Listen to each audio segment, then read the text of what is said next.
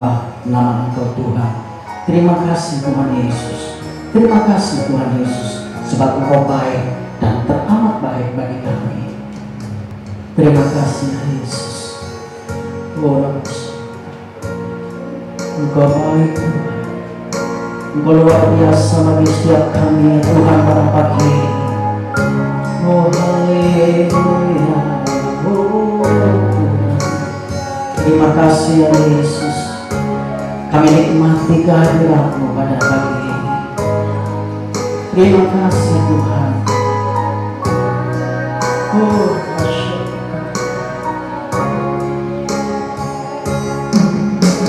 sinar kemuliaan-Mu Bapa melamani sekelilingku, rasakan hadirat-Mu meluangkan jiwaku, ku ingin lekat tinggal bersama-Mu. Sinar kemuliaan-Mu Bapa. Terima kasih Tuhan. Sinar kemuliaan-Mu Bapa, biar memenuhi Tuhan melalui sekelilingku, ku rasakan hadirat-Mu meluangkan jiwaku, ku ingin tetap tinggal bersama-Mu. Ku ingin tetap di sini. Ku ingin tetap di sini, menikmati baik-Mu. Ku ingin tetap di sini, memandang di bawah. Ku ingin tetap di sini. Ku ingin tetap di sini, menikmati baik-Mu. Ku ingin tetap di sini, dan memandang di bawah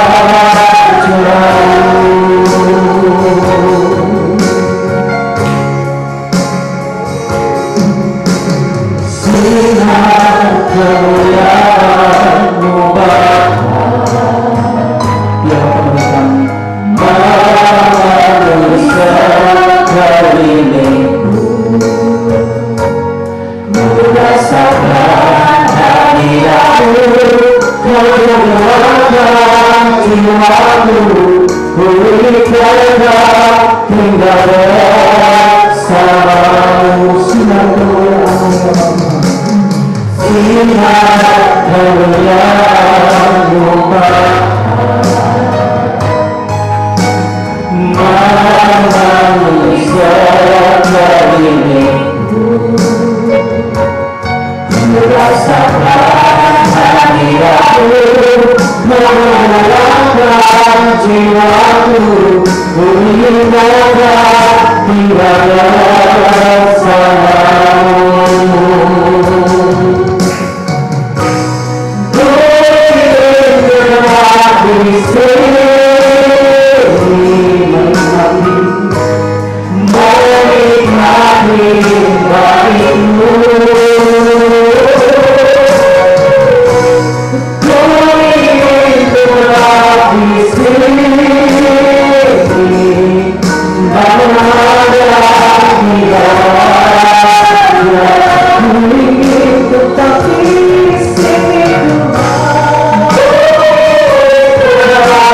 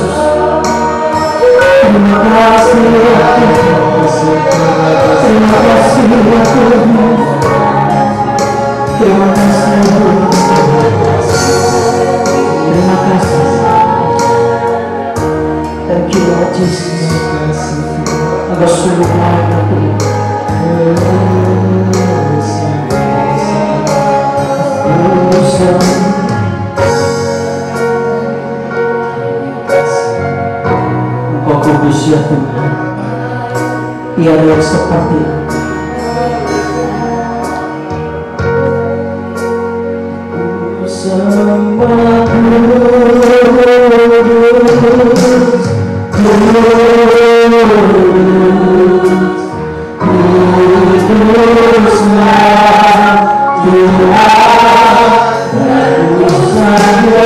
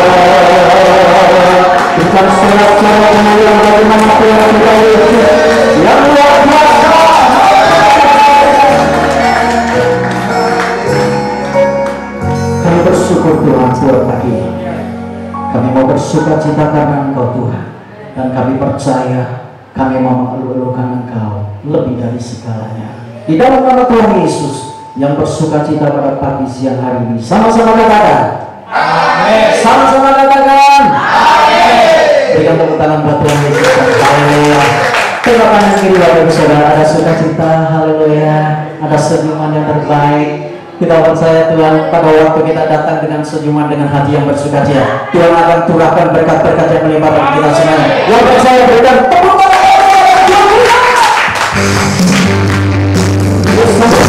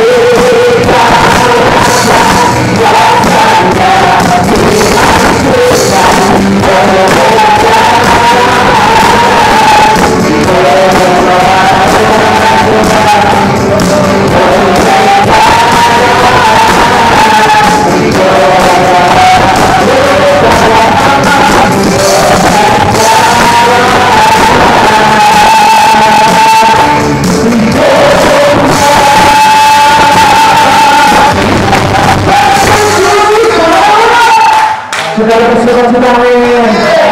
lagi akan beri tepuk tangan.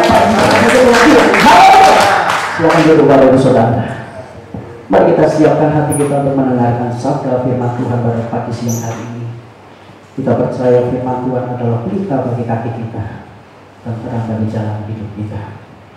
Terima kasih Tuhan.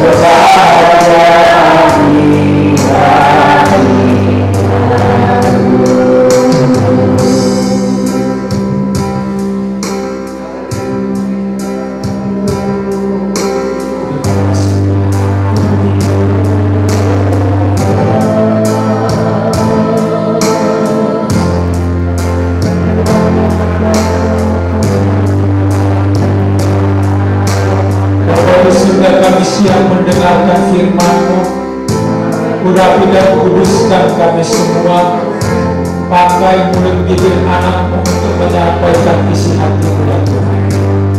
Berkati kami di dalam nama Tuhan Yesus, karena kami siap melakukan apapun yang Tuhan perintahkan kepada kami.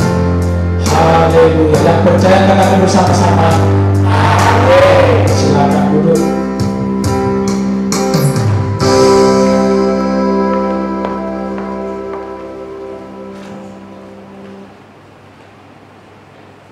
Puji Tuhan, hari ini kita boleh kembali beribadah di tempat ini.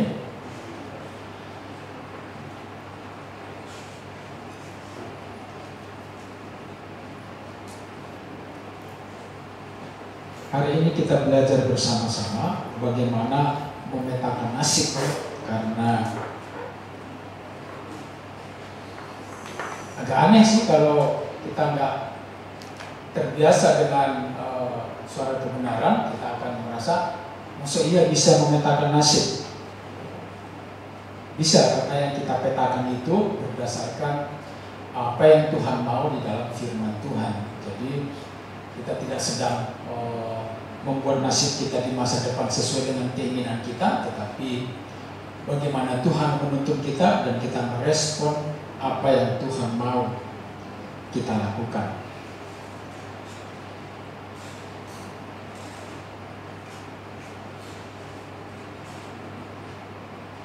Ya, pencet yang ini.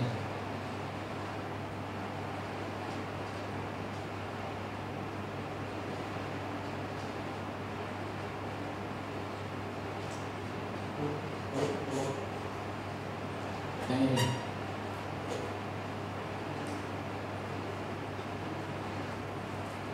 Ya.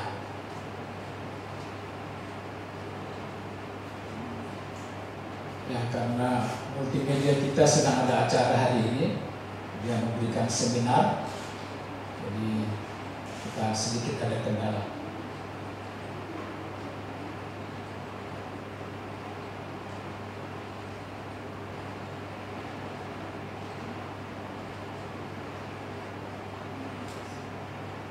Kalau pencet ini nggak bisa ya?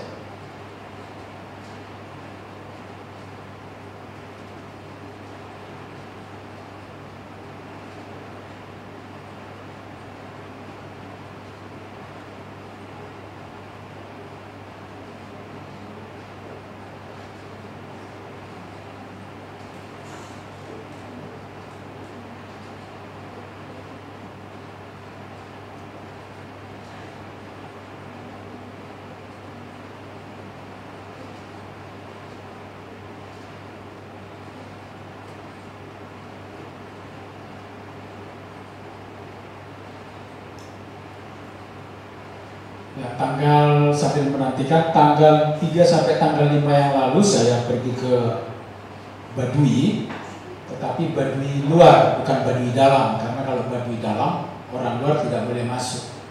Nah, orang Baduy luar ini ada beberapa yang sudah percaya Yesus, bahkan ada yang mengambil keputusan menjadi pendeta, dan itu luar biasa. Sebenarnya ada kesaksiannya di situ, nanti kalau sudah jadi kita dengarkan. Nah, mengapa saya bisa, katakanlah mungkin saudara bertanya, kok Pak Walden apa tahu bahasa Baduy?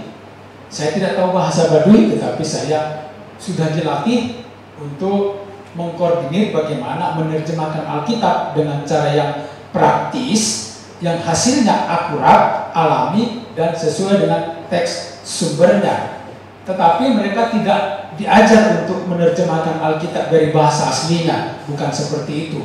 Karena saudara, yang seperti yang saudara ketahui, LAI sudah 60 tahun mengerjakan penerjemahan Alkitab, tetapi sampai sekarang Alkitab bahasa suku itu baru diterjemahkan kurang lebih 20 bahasa suku saja. Sedangkan di Indonesia ada 700 bahasa suku lebih. Nah, ada 3 paradigma dalam menerjemahkan Alkitab. Zaman dulu itu ada orang asing yang dikirim ke suku tertentu untuk belajar bahasa suku itu selama puluhan tahun, belajar bahasa dan budayanya. Sesudah sesudah itu baru menerjemahkan Alkitab. Itu sebabnya Alkitab yang diterjemahkan itu butuh waktu kurang lebih 25 sampai 30 tahun, dan hasilnya biasanya sudah tidak up to date. Itu yang pertama. Yang kedua, bahasanya kaku. Kenapa? Yang menerjemahkan itu orang luar yang belajar bahasa suku. Yang ketiga, Alkitab hasil terjemahan itu biasanya ada copyright seperti yang dikerjakan oleh LAI. Alkitab saudara kalau masih pakai LAI itu ada copyright, tidak boleh dikutip lebih dari 50 ayat. Kalau lebih harus minta izin. Yang kedua, oh sudah ya. Nah ini kemarin saya menerjemahkan bukan saya yang menerjemahkan, saya memimpin acara penerjemahan di Baduy. Nah ini menjelaskan, ini penjelasannya. Mungkin saudara agak bingung karena mengapa menerjemahkan Alkitab kok acaranya seperti ini. Ya, paradigma yang kedua, ada ahli dari luar bekerja sama juga dengan ahli bahasa suku, lalu menerjemahkan bersama-sama. Lalu biasanya mereka menerjemahkan dari bahasa asli ke bahasa suku. Nah, hasilnya juga puluhan tahun. Dan kalau sudah selesai juga memiliki copyright. Dan gereja biasanya tidak terlibat, apalagi pengguna bahasa itu. Nah, yang ketiga, Wycliffe Associates yang saya pernah melayani bersama-sama dengan mereka dan yang melatih saya untuk mengkoordinir penerjemahan Alkitab menggunakan metode 8 langkah, namanya MES, menerjemahkan Alkitab dengan cara gotong royong. Lalu yang menerjemahkan itu adalah pengguna bahasa itu, bukan orang lain. Lalu yang cara menerjemahkannya hanya menerjemahkan dari bahasa Indonesia ke bahasa suku, bukan dari bahasa asli. Itulah sebabnya persyaratan untuk yang terlibat dalam penerjemahan itu hanya dua. Yang pertama, mengerti bahasa Indonesia sebagai bahasa sumber. Yang kedua, mengerti bahasa suku sebagai bahasa tujuan. Nah, sekarang saya mau tanya kepada saudara, kira-kira saudara lebih percaya kalau orang Jawa ini menerjemahkan Alkitab saudara ke dalam bahasa Jawa, yang menerjemahkan itu orang Batak atau orang Jawa? Orang mana? Orang Jawa atau? Tapi selama ini yang menerjemahkan Alkitab ke dalam bahasa suku adalah orang-orang luar. Tetapi karena mereka ahli. Ahli dalam apa? Ahli dalam linguistik, ahli dalam bahasa-bahasa Alkitab. Sampai sekarang ahli, istilahnya apa ya? Saya sudah lupa istilah yang mereka gunakan itu. Ahli dalam menerjemahkan Alkitab itu LAI sampai sekarang hanya ada 6 orang. Dan menurut saudara, kalau ada 700 bahasa lagi, kira-kira kapan itu selesai diterjemahkan? Itu anak cucu saudara belum tentu sampai. Nah, itu sebabnya ditemukanlah metode ini, metode 8 langkah. Saudara bisa menerjemahkan sendiri Alkitab saudara ke dalam bahasa saudara. Caranya sangat sederhana. Tetapi kita tidak sedang mau mempelajari bagaimana cara menerjemahkan Alkitab, karena kalau saya jelaskan itu nanti malah kita nanti sampai 4 jam belajar tentang itu. Karena kita tidak sedang mau menerjemahkan Alkitab. Tetapi kenapa ini saya sampaikan? Karena nah ini ada videonya sebenarnya. Ini Pak Tatang, dia orang Bergasi.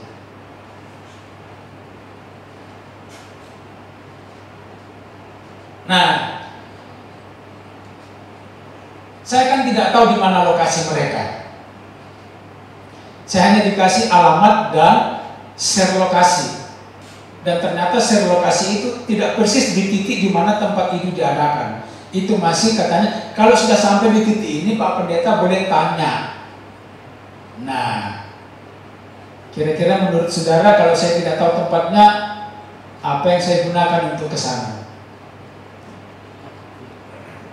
Ada yang tidak tahu ini apa? Ada. Semua tahu ya? Tahu. Ini kalau yang lahirnya 90 ke atas pasti tahu. Tapi kalau yang 60 ke bawah, nah, ketika saya mau berangkat ke sana, saya harus mempersiapkan map. Nah, apakah mapnya cukup map saja? Tentu tidak, karena kan dicari dulu alamatnya, betul? Dicari, lalu cari rute terdekat. Nah, waktu itu saya punya pemikiran begini, saya tidak sedang buru-buru, jadi saya harus menghindari tol. Karena apa? Dari Semarang ke tempat mereka itu Cipangembar namanya, sekitar 600 kilo. Nah, setahu saya tol itu per kilonya 1000.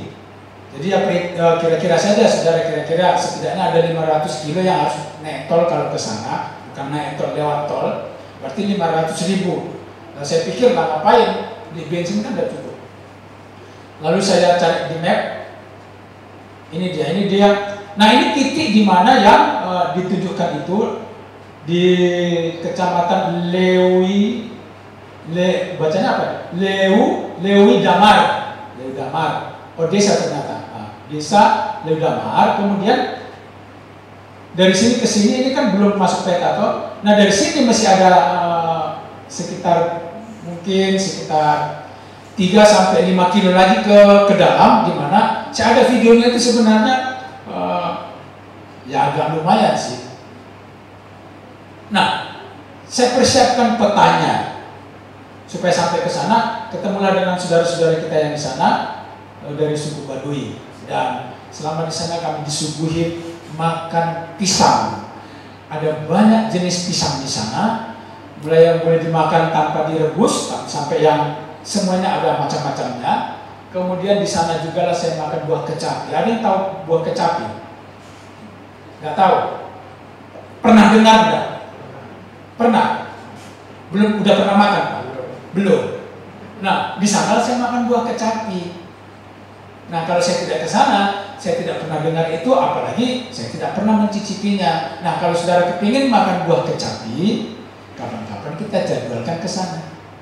Kalau mau. Nah, memetakan nasib ini membuat peta perjalanan nasib. Ini kalau saudara cari di YouTube, ini ada judulnya, ini disampaikan oleh Pak Erastus, tetapi saya mencoba membuatnya lebih sistematis dan gampang kita ingat. Nah,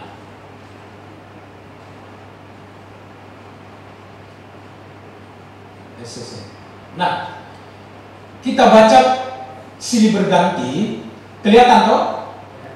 Saya baca ayat 1, Bapak Ibu baca ayat 2, begitu seterusnya nanti sampai yang ke-6.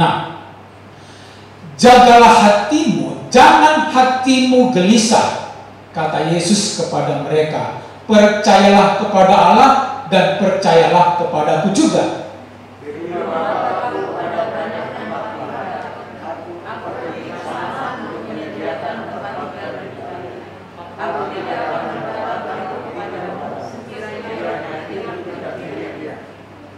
Sesudah aku pergi menyediakan tempat untuk kalian, aku akan kembali dan menjemput kalian, supaya di mana aku berada, di situ juga kalian berada.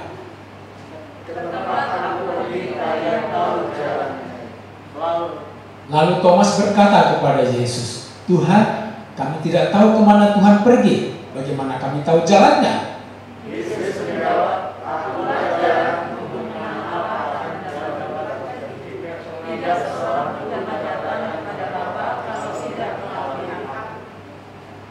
merasa janggal atau merasa tidak biasa ya?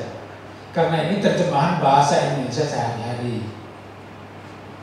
Yang biasa saudara pegang itu terjemahan bahasa Indonesia, disingkat TB. Lalu beberapa orang memang, beberapa kelompok merasa bahwa hanya TB, terjemahan Alkitab yang paling resmi dan yang paling sesuai dengan, sebenarnya sesuai dengan yang mana nggak jelas sebenarnya, tetapi karena itu tadi, karena LAI menempatkan diri sebagai lembaga penjaga otoritas Alkitab, Sebenarnya Alkitab tidak boleh ada lembaga yang menjaganya. Karena apa? Hanya Allah yang bisa menjaganya. Zaman dulu, ketika kitab Taurat itu diceritakan dari mulut ke mulut, yang menjaga itu Allah sendiri dengan Roh Kudusnya. Bukan, jadi tidak ada lembaga. Justru lembaga ini, saudara jangan ngomong keluar, nanti LAI ngejar-ngejar saya.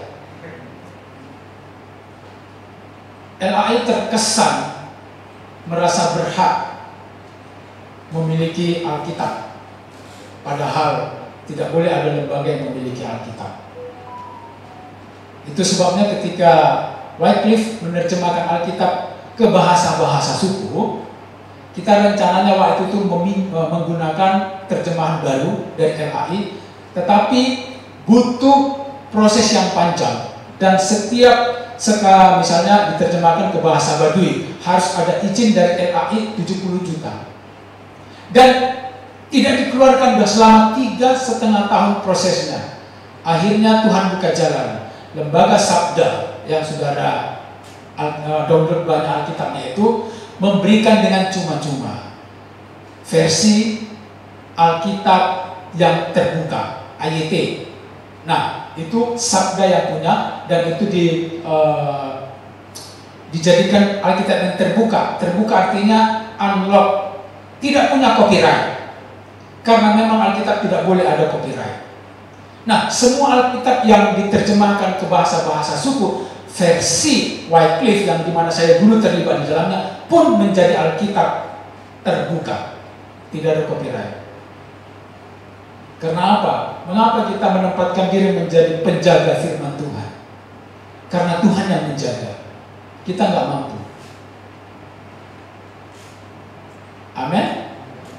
Jadi nggak usah berlagak menjadi polisi, berlagak menjadi lembaga penjaga, apalagi pembela Tuhan dan firman-Nya. Nggak perlu. Yang perlu kita lakukan mengikuti firman Tuhan, meneladani Kristus. Selesai. Loh, nanti gimana kalau ada yang sesat? Dari dulu ada sesat, sebelum ada AI ada banyak yang sesat kok. Sebelum ada Bible Associate yang ada di seluruh dunia, banyak juga aliran-aliran yang sesat. Mestinya kalau menjaga marwah iman Kristen, itu sana yang dikerjain, bukan Alkitab yang dipegang-pegang apanya otoritasnya. Nah, perhatikan bahwa ini kita bagaimana cara memetakan hidup kita menuju kekekalan. Jadi memetakan hidup di sini nanti akan menolong saudara dan saya juga hidupnya tidak ruwet. Karena tanpa peta yang benar, kita akan keliru-keliru. Saudara, saya udah pakai map juga di Jawa, mau masuk Jawa Barat sebenarnya kami melakukan kekeliruan sedikit. Lalu masuklah kami ke jalan yang tidak biasa. Lalu satu ketika masuk ke seperti bendungan, melewati air, di mana mobil di situ hanya boleh dilewati satu, dan ada dua penjaga di sebelah sana dan di sebelah sini. Jadi kalau sebelah sini mau lewat, sana teriaki tutup, gitu toh. Lalu masuklah kami, sudah kami masuk baru di sini dibuka supaya mereka boleh lewat seperti itu.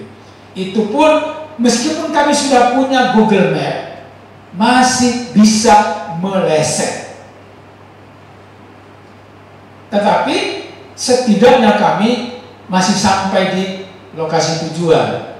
Karena kalau tanpa Google Map, kemungkinan kami sampainya itu ke Merak, bisa-bisa sampainya ke Medan, karena waktu saya berdua dengan anak saya. Nah, perhatikan. Yang pertama ayat 1 dikatakan, janganlah gelisah. Ini versi, nggak tahu kok tumpang tindih begini. Tapi ini mestinya ini bagus saya buat, tetapi kadang-kadang terjadi seperti ini. Ayat 1, janganlah gelisah. Nah, mengapa ini diberitakan kepada murid-murid janganlah gelisah? Karena memang jangankan murid-murid zaman itu, di mana mereka tidak menentu hidupnya. Catatannya begini, saudara. Ketika mereka mengikut Kristus, harapan mereka Kristus itu menjadi Mesias, menjadi Raja bagi orang Israel yang memulihkan kerajaan Israel dari penjajahan Roma. Jadi mereka dengan harapan yang terkandung di dalam cita-cita dan harapan mereka itu, kalau Tuhan Yesus menjadi Raja, menjadi Mesias yang menggantikan atau menghidupkan, menegakkan kembali kerajaan Israel, tentulah ke-12 murid ini punya kesempatan menjadi menteri. Betul? Ada yang kepingin dalam hatinya, oh nanti kalau Mesias jadi Raja, aku akan jadi menteri keuangan dalam cita-citanya Pak Yudas. Lalu Lukas berpikir, aku menjadi menteri kesehatan dan menteri-menteri yang lain.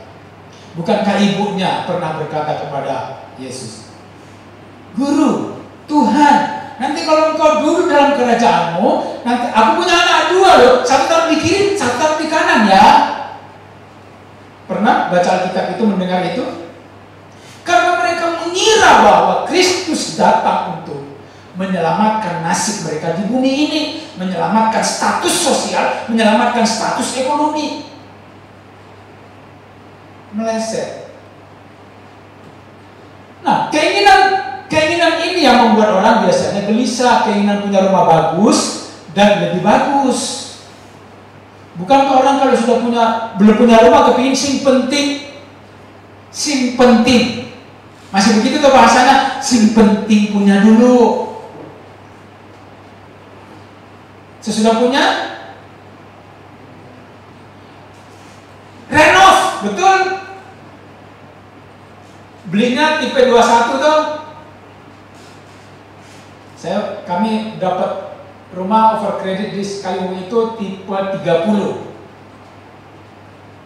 Kami biasanya mengontrak rumah di Semarang itu yang kamarnya 3, lalu kami mengontrak rumah itu udah sekitar 15 tahun. Sudah bisa bayangkan 15 tahun kontrak, itu kan biasanya kan beli barang itu tuh, di meja, di baju, di kursi, di semua. Nah, ketika kami pindah, nggak muat. Padahal separuh itu udah ditinggalin, udah dibagi-bagi. Kami sebenarnya udah dijualin semuanya. Pindahlah ke Kaliwungu. Tetap aja nggak muat. Dan rumah kami itu bisa dikatakan rumah mesra. Karena apa? Wah, kalau mau selisih dari dapur ke ruang tamu, itu sekarang senggolan saudara dengan istri saya. Gini, mesra sekali. Beda dengan kalau rumahnya, misalnya ukuran 100, tipe 100 misalnya, dari dapur, ya wes, bos kan dibahas. Tapi intinya orang kalau sudah punya rumah kepingin rumahnya lebih besar. Nah sekarang kami udah mulai mengeluh, kejauhan ternyata dari Kaliwungu ke Semarang. Awalnya yang paling penting punya rumah, tapi kembali mulai mikir lebih bagus. Keinginan punya mobil bagus dan lebih bagus. Normal toh? Sangat normal. Kalau saudara nggak pernah mengalami ini, mestinya saudara ada yang salah. Kami dulu pertama beli mobil itu Karimun, saudara, Karimun wagon. Kembali niatnya sim penting nggak kehujanan. Sesudah naik wagon, dilewat-lewati sama mobil yang lebih besar. Kita mulai lihat, ternyata itu kita membahas yang bukan punya kita biasanya. Yang dinaiki itu nggak dibahas, udah nggak semangat lagi, udah nggak seru tuh. Yang dilihatin punya orang. Gelisah nggak? Gelisah. Keinginan jalan-jalan sampai ke luar negeri lagi dan lagi. Malah ada orang, saudara, ngumpulin duit banyak-banyak supaya bisa refreshing, jalan-jalan ke luar negeri. Pulang dari luar negeri, uangnya habis, pusing lagi. Jadi hidupnya berputar di situ. Pusing, kumpul uang, refreshing. Pulang refreshing, habis uang, pusing. Cari uang lagi supaya refreshing. Itu kan itu kan muter-muter itu dia. Lalu ini udah keinginan apa lagi ini? Saya lupa. Dan banyak lagi keinginan sampai mana-mana. Nah, supaya kita tidak gelisah, malah keinginannya muter. Janganlah gelisah, ya. Galatia 5:17. Sebab keinginan manusia bertentangan dengan keinginan roh Allah, dan keinginan roh Allah bertentangan dengan keinginan manusia. Kedua-duanya saling berlawanan, sehingga kalian tidak dapat melakukan apa yang kalian inginkan. Kalau dalam Alkitab ini seharusnya ini tidak ada, tetapi dalam terjemahan bahasa aslinya di sana ada terselip kata should you. Jadi artinya begini, would artinya begini, seharusnya kalian inginkan. Karena kita tidak punya peta nasib, tidak memetakan perjalanan nasib, makanya kita bahkan tidak bisa membedakan yang mana keinginan kita dan yang mana seharusnya yang kita inginkan. Karena keinginan kita yang normal itu yang tadi, punya ini, punya ini, punya ini, punya ini, punya ini. Nah, saudara bahkan kadang-kadang udah punya ini, udah punya istri, punya suami, menginginkan suami orang, menginginkan istri orang.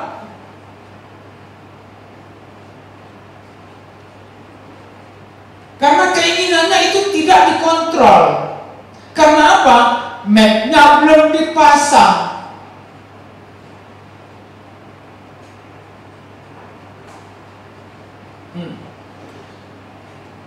Lalu Tuhan berkata, percayalah kepada Allah dan kepadaku.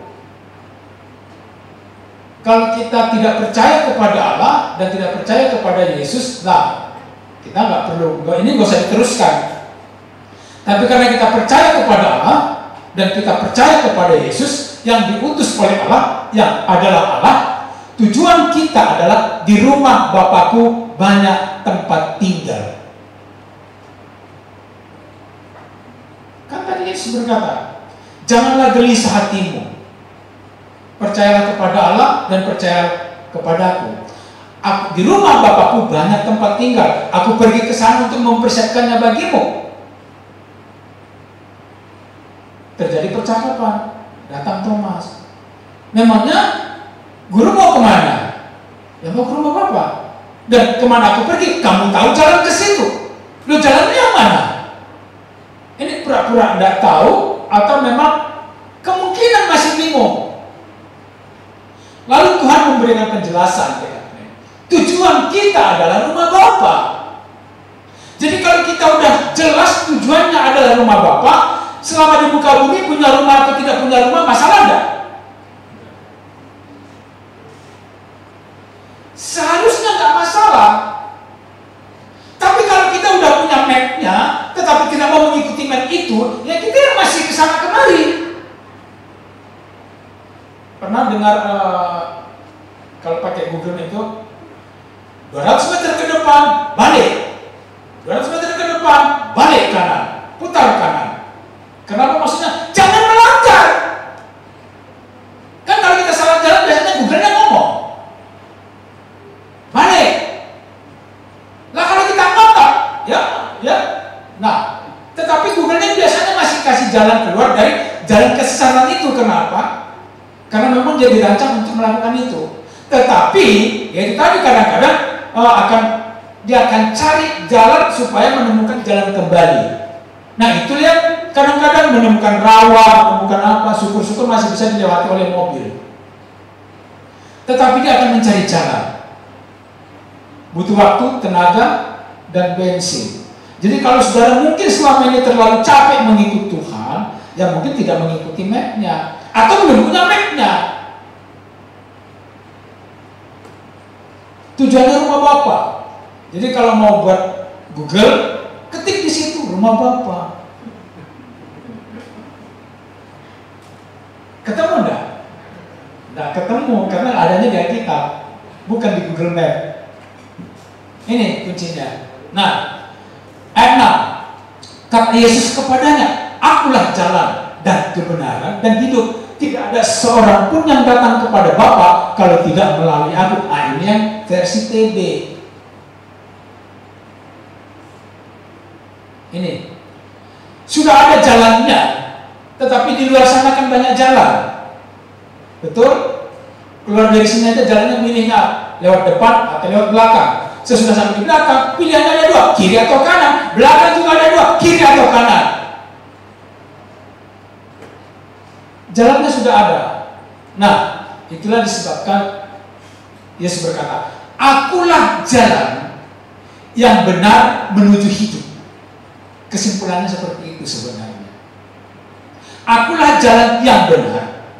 Karena jalan yang nggak benar itu banyak. Jangankan jalan yang nggak benar, Yesus yang palsu banyak. Jadi akulah jalan yang benar menuju Bapa. Artinya kalau melalui Bapa, kalau mau menuju kepada Bapa, jalannya cuma Yesus. Kalau Yesus yang main, pasti Bapa yang main. Oh, Mesias saja banyak. Jalan yang benar ke rumah Bapa. Nah, kembali ini, saudara jangan menempelkan ini di dalam pikiran saudara, karena ini cuma ngarang, saudara. Dan nanti saudara ketika mati menghayalnya yang ini, pas ketemunya nggak seperti ini, nanti yang disalahkan saya. Ini kira-kira lah, daripada dibuat gambarnya hitam toh kan nggak menarik, saudara. Ya kira-kira seperti inilah. Malah udah habis. Maksudnya begini, saudara. Saya sengaja menyiapkan slide-nya itu membuat saudara penasaran. Tetapi ketika saudara memetakan hidup saudara, Google Map-nya itu Alkitab.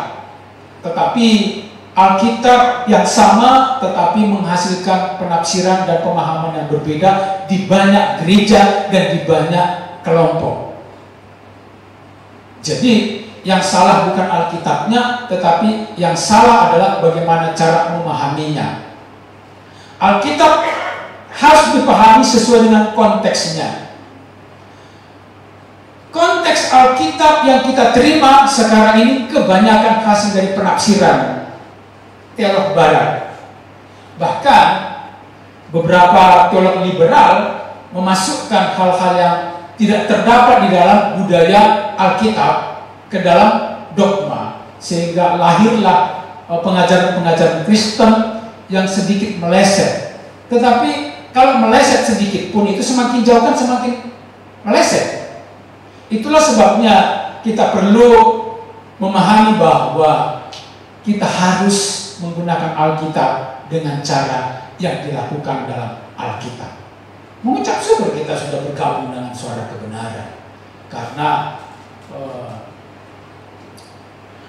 dipastikan saudara dan saya kalau mengikuti suara kebenaran pasti ketemu dengan Bapa di surga. Amin. Amin.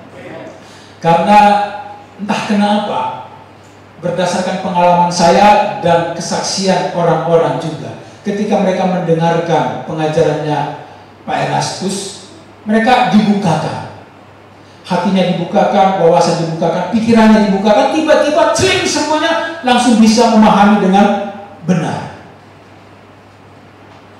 Karena apa? Karena kita memang sudah melepaskan diri dari kotak-kotak agama, kotak-kotak doktrin, kotak-kotak atau sekat-sekat yang selama ini dipaksa memagari kita. Saudara bayangkan dulu saya waktu kuliah itu dilarang membaca buku-buku liberal. Dilarang membaca buku-buku yang tidak dikarang oleh orang-orang baptis. Karena saya dulu orang baptis. Atau orang-orang Injili, nggak boleh. Dan itu yang membuat saya kurang wawasan. Oh ini sesat, belum apa-apa sesat, saudara. Orang baptis itu dulu semuanya sesat. Ini sesat, ini sesat, ini sesat, ini sesat, ini sesat. Yang gak sesat mana? Cuma orang baptis. Bahkan percaya bahwa kalau Yesus itu dibaptis oleh orang baptis, yaitu Yohanes Pembaptis. Keyakinannya begitu. Dan itu membuat dan itu juga saya ikutan meyakini itu kepedean. Padahal beberapa poin penting tidak terjawab, sangat begitu lama. Dan kalau itu dipertanyakan, saya akan dikatakan sesat. Salah satunya begini, dari dulu saya percaya bahwa Tuhan Yesus itu bisa berdosa. Karena apa? Dia manusia. Loh, dia kan Allah, tetapi selama dia menjadi manusia, dia tidak menggunakan kealahannya. Alkitab jelas-jelas mencatat bahwa dia yang adalah Allah mengosongkan dirinya. Kata mengosongkan di situ, off-kan. Pak Erastus menggunakan kata dimatikan. Bedanya apa? Yang penting sama-sama tidak digunakan. Jadi Kristus selama dia di muka bumi ini tidak pernah menggunakan kealahannya. Mengapa? Karena dia manusia. Alkitab mencatat dia mengosongkan diri. Apa bedanya mengosongkan diri dengan mati? Di-off-kan. Karena kalau Yesus tetap punya kemampuan sebagai Allah, lalu dia berkata kepada saudara dan saya, teladanilah aku. Masuk enggak? Masuk? Masuk. Itu penipuan namanya. Enggak fair. Kenapa? Dia Allah kok.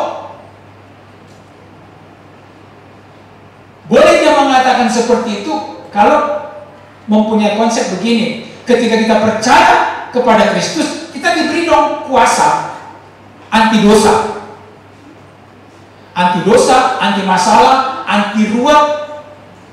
Mestinya kita diperlengkapi. Tapi kan tidak.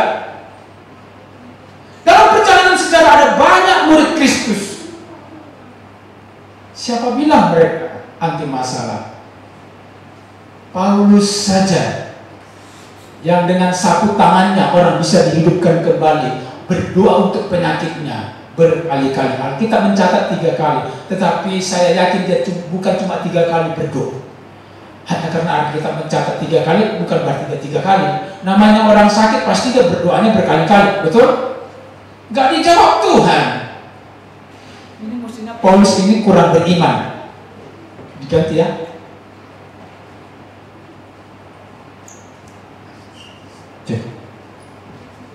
Mestinya Paulus kurang beriman kalau begitu.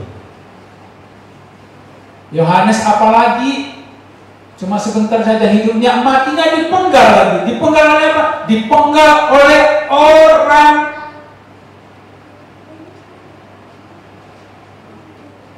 Dia mati di tangan seorang anak remaja. Ketika ada yang ulang tahun, anak remaja ini disuruh menari-nari, lalu raja senang. Lalu begini, kamu minta hadiah apa? Biasa tuh kalau orang tua disenangkan itu tanya anaknya, minta hadiah apa? Ibunya langsung bilang begini, minta supaya kepala Yohanes di dalam tanah. Mestinya itu bukan permintaan anak remaja, minta kepala orang. Kira-kira itu masuk di akal? Tidak ada orang hadiah menyenangkan itu minta hadiah kepala orang, masuk nggak itu? Tidak masuk. Itu kecuali ada titipan orang dewasa. Orang dewasa apa? Orang dewasa yang kesurupan. Bayangkan, Yohanes kurang apa? Alkitab mencatat bahwa Yohanes itu yang terbesar dalam kerajaan Allah. Matinya mengenaskan, sama sekali tidak ada kesaksian.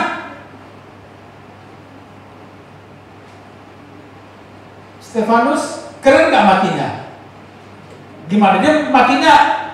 Kecelakaan di tol naik Ferrari ya? Gimana? Dia matinya dirajam, sama sekali nggak ada bagus-bagusnya, sama sekali nggak terhormat.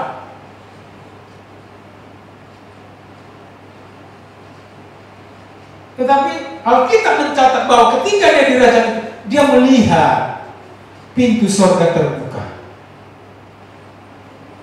Karena jelas, petanya jelas, dia mau ke sana. Di sini dirajam tak apa-apa. Baru dia berani berkata sambil dirajam itu, aku rapopo. Amin. Jadi orang kalau mapnya jelas, tujuan hidupnya ke rumah Bapak, dikhianati, difitnah, nggak dihargai, dipandang rendah. Wah ini mah masih kacang-kacang. Wong dirajam aja nggak apa-apa. Paulus 3 kali dirajam, hukum apa rajam ya, rajam 3 kali, hampir mati, bahkan pernah udah mati, cuman hidup lagi. Nah, kalau hati kita kompasnya, petanya, Google Map-nya, atau aplikasi apapun yang sudah digunakan dalam hati saudara, kalau sudah dibuat tujuannya, destinasinya adalah Bapa di sorga, maka saudara dan saya udah nggak perlu lagi tadi satu khawatir, was-was, apapun itu udah nggak lagi. Kenapa? Hatinya di sana.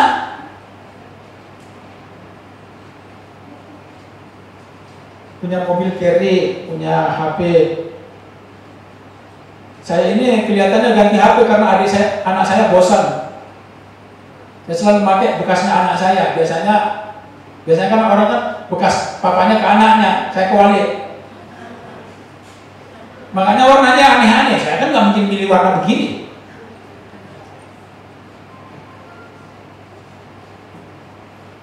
Nggak aja anak saya. Pak ini ramnya kecil loh. Pak ini nggak ada apanya, nggak bisa main begini. Lah piye? Beli yang baru. Tunggu. Kita nggak bilang enggak, tunggu kalau ada uang lah. Kalau nggak ada ya tunggu. Sampai kapan? Ya tunggu.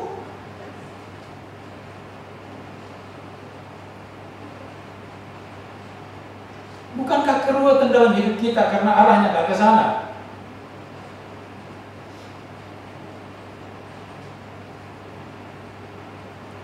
Bapak masih hidup di dunia, masih perlu berkat, ya perlu berkat. Nggak masalah. Nggak masalah. Alkitab mencatat orang yang tidak bekerja tidak boleh makan. Nah jangan makan terus, nggak kerja. Kerjalah supaya makan. Tapi kan targetnya kan yang penting makan. Lah kalau targetnya udah makan yang milih-milih, lah ya repot. Minggu lalu ada Ibu Rita, lalu Tuhan kirim juga Pak Roni, membuat saya tertolong. Yang muncul itu gini, Pak Roni, Pak bisa diajak makan siang. Lalu saya pura-pura, bentar ya Pak, tanya dulu. Padahal saya sudah senang. Ketika nanya sama Bu Rita, saya nggak nanya mau nggak, Bu, kita makan siang dulu ya. Jadi terlihat seperti saya yang mengundang. Di mana Pak? Bentar Bu, tak tanyakan Pak Roni. Karena yang undang itu Pak Roni. Rumah makan holiday. Nah, siapa yang nggak tahu rumah makan holiday?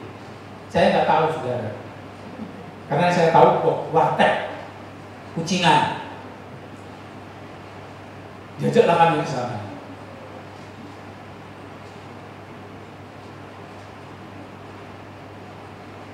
Saudara tahu berapa kalau makan satu meja di holiday itu? Saya pun nggak tahu, nggak pernah bayar loh. Kalau saya diajak biasanya kan saya nggak ditunjukin notanya. Tapi biasanya kalau singgah di situ 4 orang aja itu biasanya biaya hidup kami sebulan. Jadi kalau misalnya saya nggak tahu diri misalnya, lalu gaya-gayaan supaya bisa check-in dengan istri saya misalnya awal bulan singgahlah ke sana makan, itu artinya sebulan kami tidak makan. Itu namanya bunuh diri.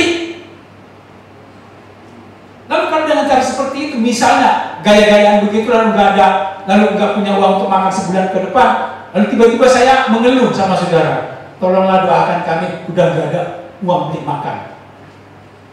Itu bijak nggak? Saudara pasti bingung, Pak Waldo kok bisa tuh?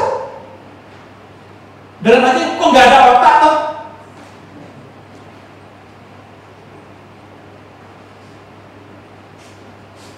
Nah kalau targetnya yang penting makan, masalah ada.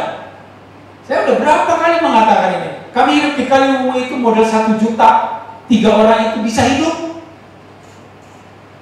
Kenapa? Kalau targetnya makan tok, mau makan di sana makan nasi rames, nasi separuh itu 3.500. Kali 3, 10.000 sekali makan.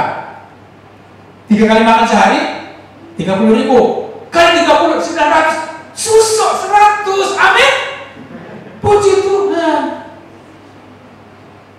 Nah, tapi kalau kelakuannya misalnya singgah di Starbucks, masuk kafe.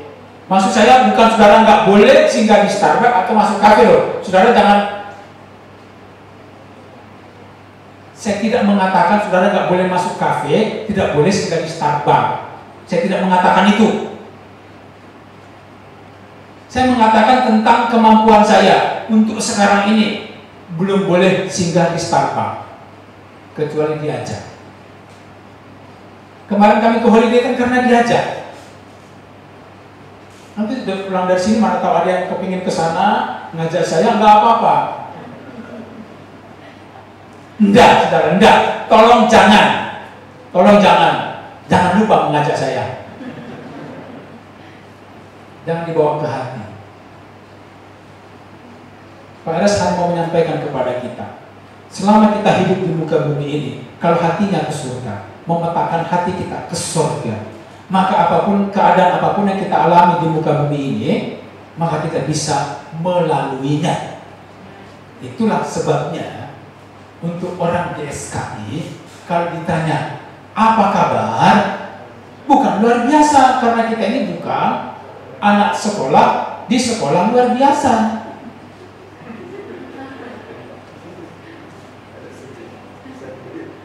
Masih ingat apa yang harus kita katakan? Bisa dilewati. Enggak usah terlalu wagu lah, enggak usah ikut-ikutan Mario Teguh aja meleset. Apa kabar? Bisa dilewati. Orang yang mendengar pun adem. Oh iya, dia bisa melewati. Aku pun bisa melewati. Puji Tuhan.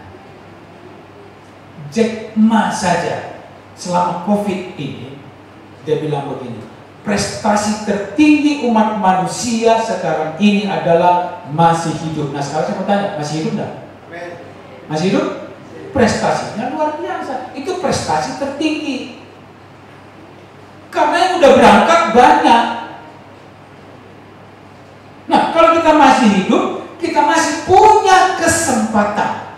Kesempatan apa? Kesempatan memperbaiki karakter kita. Bukankah kita ini masih banyak karakternya yang belepotan, kacau balau, berantakan? Mari kita gunakan kesempatan yang ada untuk, kalau Google bilang begini, 200 meter ke depan putar balik, 200 meter ke depan putar balik. Maksudnya kembalilah ke jalan yang benar. Karena tujuannya kepada rumah Bapa, rumah Allah Subhanahu wa Ta'ala. Gak usah alergi sudah gitu. Subhanahu wa Ta'ala, Allah pencipta langit dan bumi. Kira-kira begitu. Kalau meleset juga ya gak apa-apa. Yang penting maksudnya itu Allah. Kalau tujuannya selain ke sana, selalu Roh Kudus berkata, 300 meter di depan putar balik, 200 meter di depan putar balik.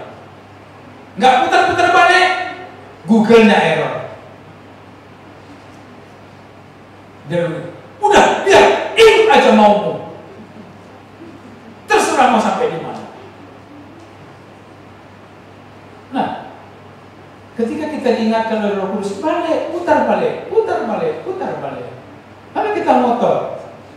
Nah, akhirnya bukan Roh Kudusnya yang sudah tidak ngomong lagi, kitanya yang sudah nggak bisa mendengar lagi suara Roh Kudus, udah kejauhan, betul? Betul? Nah, kalau udah kejauhan ya apa boleh buat? Hasilnya ya kita udah meleset terus lah seperti itu. Jadi petakan hidup kita, petanya Alkitab, tujuannya Yesus, tujuannya rumah Bapa. Jalannya apa? Jalannya Kristus. Bagaimana kita mengenal Kristus? pelajaran kita. Karena Roh Kudus akan menuntun kita kepada seluruh kebenaran yang mengarahkan kita kepada pengenalan akan Kristus dan menuju ke rumah Bapa. Targetnya jelas, tujuannya jelas. Nah, kita kan perlu bekerja keras, itu urusan lain. Kalau saudara mau berhasil, belajar kepada motivator. Gampang. Gak punya bahannya, saya punya bahannya. Wong saya ini dulu pengikut motivator.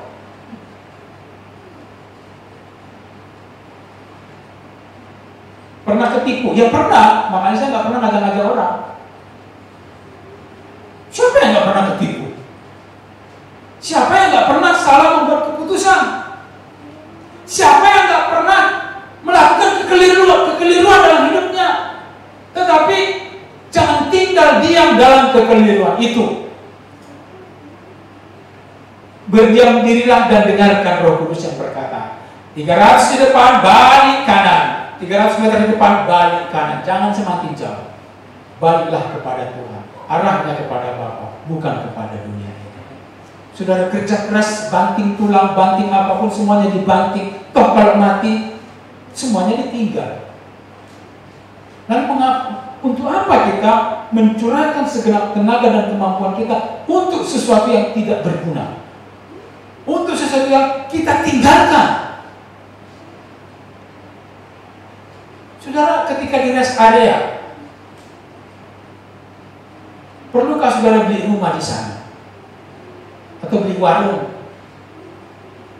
Kan cukup beli makan aja, cukup, nggak perlu beli warungnya, nggak usah ragu.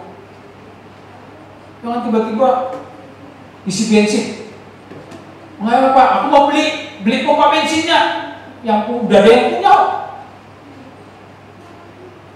Jangan diklaim-klaim, ngapain? Bensin, pompa bensin, dalam nama Yesus milikku. Yang punya, Pak, stop. Tungguku. Kalau mau diberkati, kerja keraslah. Jangan harapkan Tuhan menjatuhkan uang dari langit. Jangan harapkan Tuhan menghapus surat utangmu. Utang dosa sudah dibayar. Masa ikut kredit motor mau dibayar? Yang kredit situ kok. Kan bisa tanya, mengapa Tuhan harus menembus utang dosa kita? Karena kita tidak memenuhi syarat untuk membayarnya. Kita tidak mampu. Saudara, bayangkan, kita tidak memenuhi syarat untuk mati di kayu salib, menebus dosa kita. Karena kita tidak layak dan tidak memenuhi syarat, itulah makanya Kristus mengambil inisiatif supaya saudara dan saya tidak masuk neraka. Dia ambil tanggung jawab itu. Dia ambil supaya saudara dan saya yang percaya kepadanya tidak binasa, melainkan beroleh hidup yang kekal dan punya kesempatan untuk bertemu di rumah Bapa di surga. Nah, dalam perjalanannya ada banyak hal ketemu di jalan. Mulai dari Pak Oga, tukang parkir dan seterusnya. Kadang-kadang ketemu juga begal. Nah, tetaplah ikuti firman Tuhan. Semua Tuhan pasti mampukan. Karena percobaan-percobaan yang kita alami itu adalah pencobaan biasa. Artinya orang bukan Kristen pun bisa menghadapinya. Masa Kristen anak Tuhan gak bisa? Gak usah terlalu cengeng lah, saudara. Jangan cengeng. Jangan cengeng. Bekerja di jalan di ladangnya. Tuhan, mestinya lagunya begitu. Jangan sikit-sikit, Tuhan, kok begini? Aku udah melayani kok belum dapat jodoh. Oh, udah dapat jodoh, kok jodohnya begini, Tuhan. Macam-macam, saudara.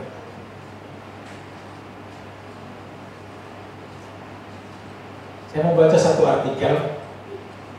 Ini pendeta yang merangkap menjadi motivator. Ada yang tahu John C. Maxwell? Kenal tak? Setidaknya pernah namanya tuh. Satu ketika istrinya mengadakan seminar dan menghadiri itu ibu-ibu. Lalu ada pertanyaan dari depan.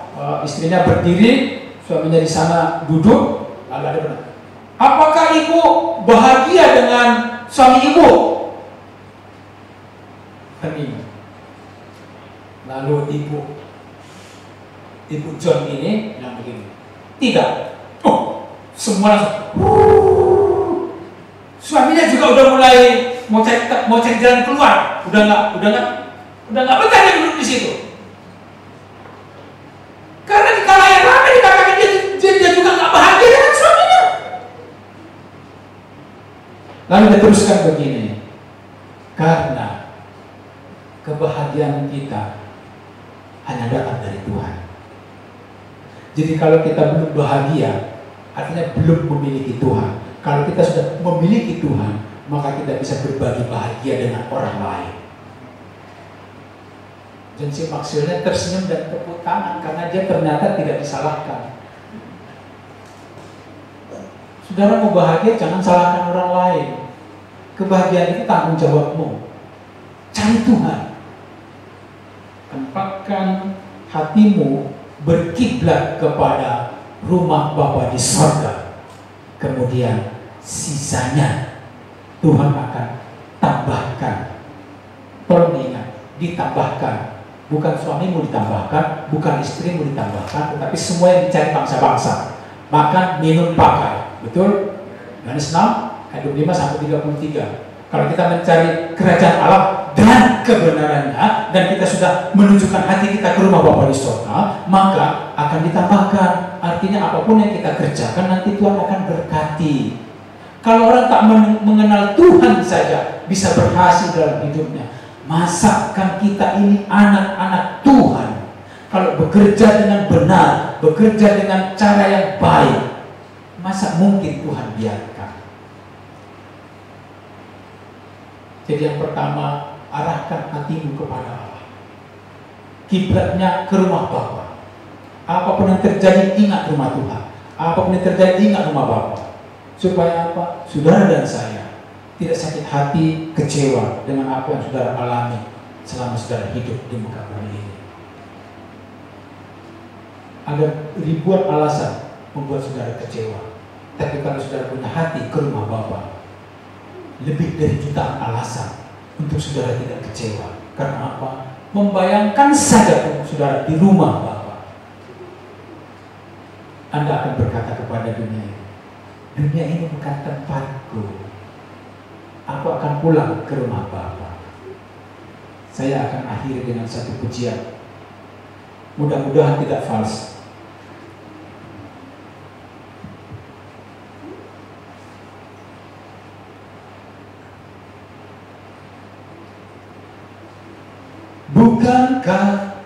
Bukanlah sebuah kemungkinan, tapi dalam dekat kepastian ada saat detak jantungku.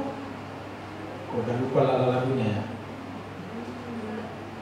Tiada berirama, tarikan nafas pun tak terhela.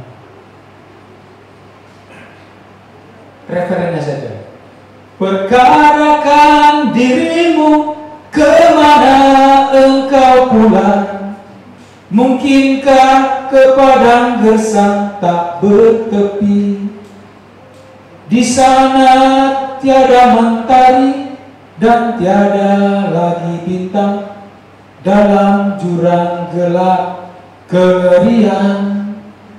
Yang aku tahu pasti, kemana aku pulang? Di hamparan padang hijau tak bertepi.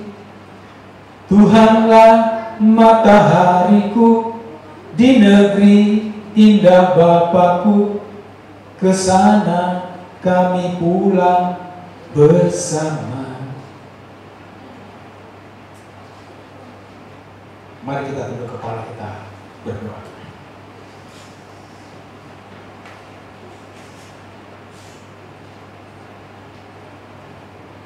Mari gunakan 2 menit untuk mengarahkan kompas hidup saudara, peta perjalanan nasib saudara. Kalau selama ini tujuannya, destinasinya meleset, Ini kesempatan bagi saudara dan saya untuk kembali menempatkan tujuan itu ke rumah Bapa.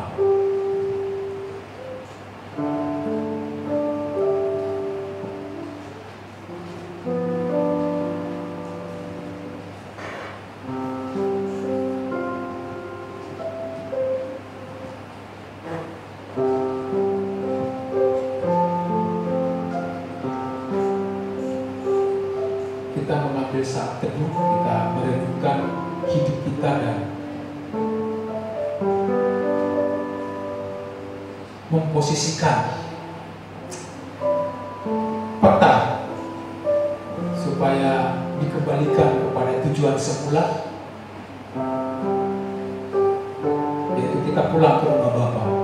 Tidak ada tempat lain untuk kita pulang selain rumah Bapa.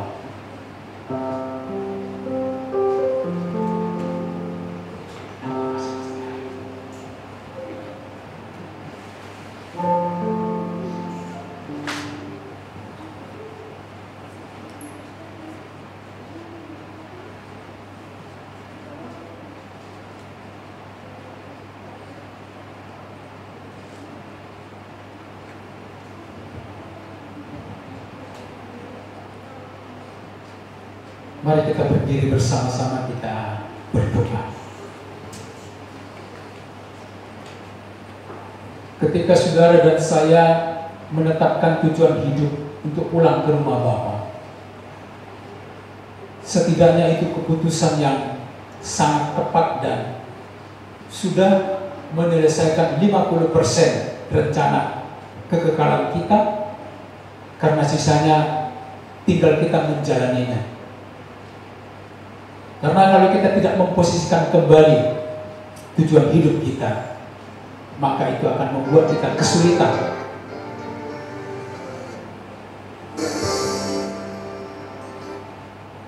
Setidaknya kita sudah mengambil keputusan. Tuhan akan menolong dalam perjalanan kita bersama-sama. Bapa di surga, terima kasih firman-Mu ya dan amin, dan kami sudah mendengarkan. Biarlah Roh Tuhan menolong kami untuk mengerti dan memahami. Terlebih ketika kami melakukannya pulang dari tempat ini, kami mau selalu mengarahkan hati kami ke rumah Bapa. Sehingga apapun yang kami kerjakan, apapun yang kami lakukan, apapun yang kami pikirkan, apapun yang kami rencanakan, bahkan apapun yang kami hadapi tidak akan mempengaruhi. Karena tujuan hidup kami sudah kami petakan ke rumah Bapa di sorga. Selama kami hidup di muka bumi ini, tentulah kami menghadapi ada banyak pengalaman-pengalaman. Tetapi kami percaya kalau burung-burung di udara Tuhan pelihara, bunga di padang Tuhan hiasi. Kami adalah anak-anak-Mu yang Tuhan pasti menjaga, memelihara, dan Tuhan pasti memberkati apapun yang kami kerjakan yang berkenan kepada Tuhan. Karena melalui berkat itulah kami mau memelihara hidup kami, memelihara keluarga kami, dan kami mau menjadi berkat juga bagi orang-orang di sekitar kami. Terima kasih Bapa, di dalam nama Tuhan Yesus kami berdoa, mengucap syukur, dan kami siap melakukan firman-Mu. Yang siap melakukan firman Tuhan, katakan bersama-sama, amin. Aku tahu bila aku berkenan di antara manusia, itulah aku berikan hidupku kepada Dia. Di antara manusia,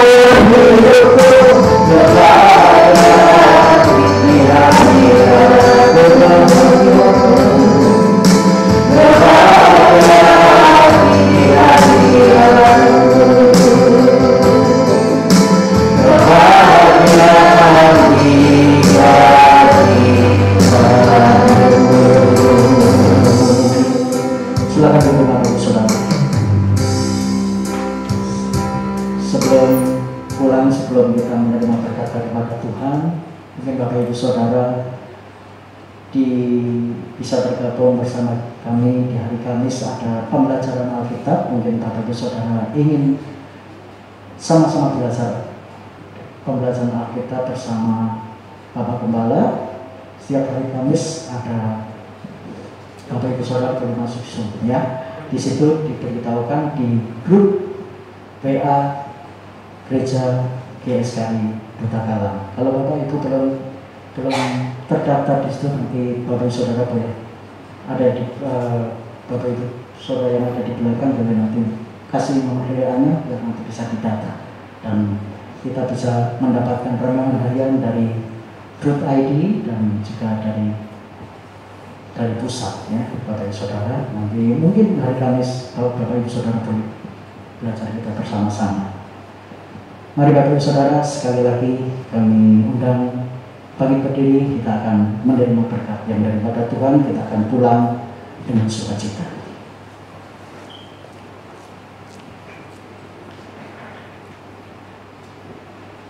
Bapa di surga, kami berdoa untuk bangsa dan negara kami. Tuhan tolong Presiden dan semua yang membantu beliau untuk membangun bangsa ini. Selama kami tinggal di muka bumi, kami perlu berdoa untuk pemerintah kami. Tuhan berkati pemerintah kami.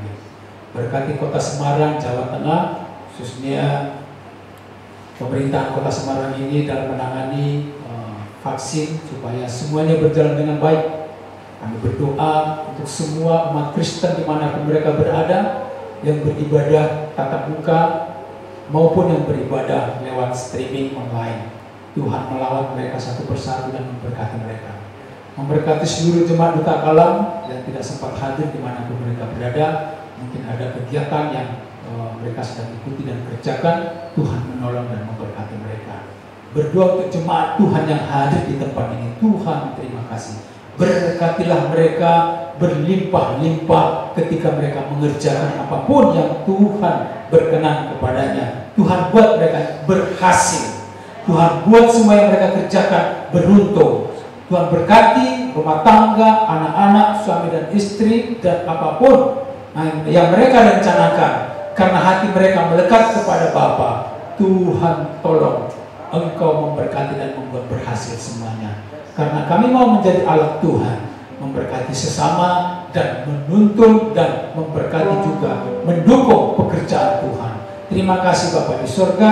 Sebentar kami akan pulang ke tempat kami masing-masing. Tuhan menjaga perjalanan kami ke rumah kami masing-masing dan menjaga kehidupan kami sepanjang minggu ke depan ini, karena kami siap berjalan bersama dengan Tuhan. Dalam nama Tuhan Yesus kami berdoa serta mengucap syukur. Mari sidang jemaat yang dikasihi Tuhan, angkat hatimu, arahkan kepada Allah, angkat kedua tanganmu, terimalah berkat dari Tuhan. Damai sejahtera yang dianugerahkan oleh Bapa di sorga, cinta kasih dan pengorbanan yang dikaruniakan oleh Tuhan Yesus Kristus, pertolongan, persekutuan dan tuntunan oleh Roh Kudus menyertai kita mulai sekarang sampai selama-lamanya. Maranatha, Tuhan Yesus datang kedua kali. Amin. Kami memuji kebesaran-Mu.